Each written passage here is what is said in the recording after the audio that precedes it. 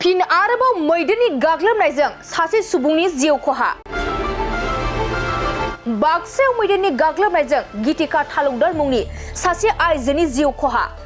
गोबां समफोरावनो जों मैदेरनि गाग्लोबनायजों गोबां सुबुंफोरनि जिउ खहा जानायखौ खोनानो आरो नुनो मोनबोगासिनो दं।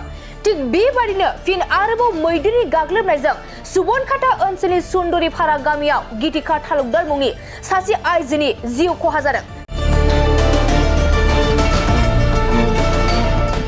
नंगौ, बाक्सा जिल्ला बाथाबारि हाग्रा मावख'नि सिङाव थानाय भारत भुटान सिमना सुबनखाता ओनसोलनि सुन्दुरिपारा गामिनि गीतिका तालुकदार मुंनि सासे आइजोखौ दिनै फुंनि 5:30 रिंगासोआव गावनि न' सेरावनो मोनसे जाम्फैयाव दुगैनो थांनायाव हाग्रानि मासे मैदेरा खास्रि बिस्रै जिउ फोजोबलाङो।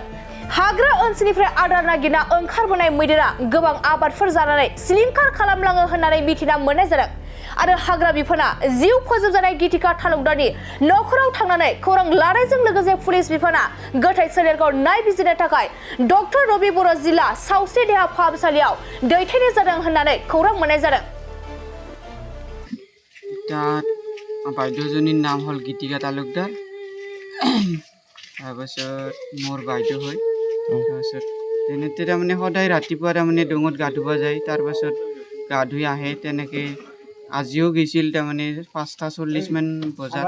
তাৰপিছত যোৱাৰ পিছত তাতে এতিয়া হাতীৰ হাল্লা শুনি আছোঁ ময়ো, কিন্তু মই অকস্মাতে উঠিলোঁ। উঠি কিনে তাই যি তাতে ডঙত আছে আমাৰো ভাৱ নাই। আমাৰ সৰু ভণ্টি তাৰমানে এইফালে ৰাস্তা দেখি চটল সাৰি আছিল। তাৰপিছত আৰু এনেকৈ হাল্লা হওঁতে তাৰমানে হাতীটো মই দেখা পাইছোঁ। দেখা পাওঁতে তাৰমানে ডঙৰ পাৰেদি সেনেকৈ গুচি গ'ল। তাৰপিছত আৰু হাতীটো তাৰমানে উল্টাকৈ ঘূৰি কিনে আটা পাৰি তাৰপিছত আমাৰ ভণ্টি আৰু হাতী বুলি কওঁতে তাৰমানে চাবা গৈছে হাতীটো চাবা যাওঁতে এইফালে বাইদেউজনী তাৰমানে ডঙতে তাৰমানে অলপ পিছপিনে পৰি আছে। তাৰমানে এতিয়া তাৰমানে বাইদেউজনীয়ে এতিয়া ময়ো দৌৰি গ'লোঁ। তাৰপাছত আৰু যোৱাৰ পিছত তাতে ডঙত পৰি আছে, আমি আনিবই নোৱাৰোঁ। তাৰপাছত আৰু ধৰি এনেকৈ অলপ মানুহ 2-1জনে ধৰি কিনে 3জন মানে এনেকৈ অলপ লৈ আহিলোঁ। 15 মিনিটমান মোটামুটি ঘৰত আছিল, উশাহ লৈ আছিল। তাৰপাছতে অহাৰ পিছতে তাৰমানে উশাহটো তাৰমানে বন্ধ হৈ গৈছে। তেওঁক মানে বুকুত আশ্ৰা গৈছে।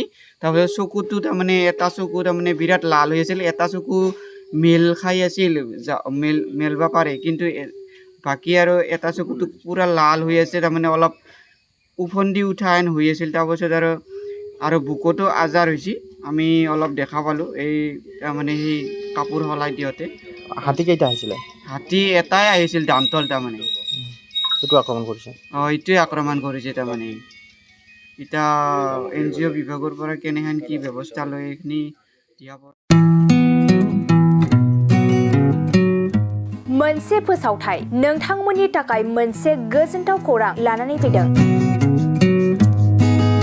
चिरां जिल्लानि सिङाव थानाय काजलगावनि सिफुं हटेलखौ गुवाहाटी नोगोरनि साखाथियाव थानाय सानसारियाव गोदानै मोनसे सिफुं हटेल ब्रान्च खुलिनाया नोंथांमोननि थाखाय गोजोनथाव खौरां लानानै फैदों। नोंथाङाबो जुदि गुवाहाटीयाव थायोब्ला एबा गुवाहाटी नोगोराव दावबायहैनाय समाव बर'नि दोरोङारि ओंख्रिखौ जानो लुबैयोब्ला गुवाहाटी नोगोरनि साखाथियाव थानाय सानसारियाव गोदानै बेखेवनाय सिफुं हटेलाव थांनानै जाहैनो हागोन।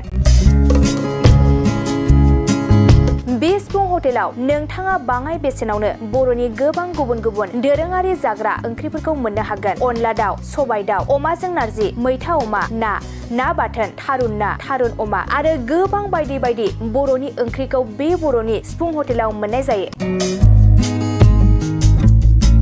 सोरबाफोर जुदि बे सिफुं हटेलाव बर'नि संनाय खावनायखौ जानो थाखाय सिगांग्रो अर्डार हरनोब्ला नैबे 9864747796 9954772037 जामबुं नम्बराव कल खालामनानै बुकिं खालामहरनो हागोन।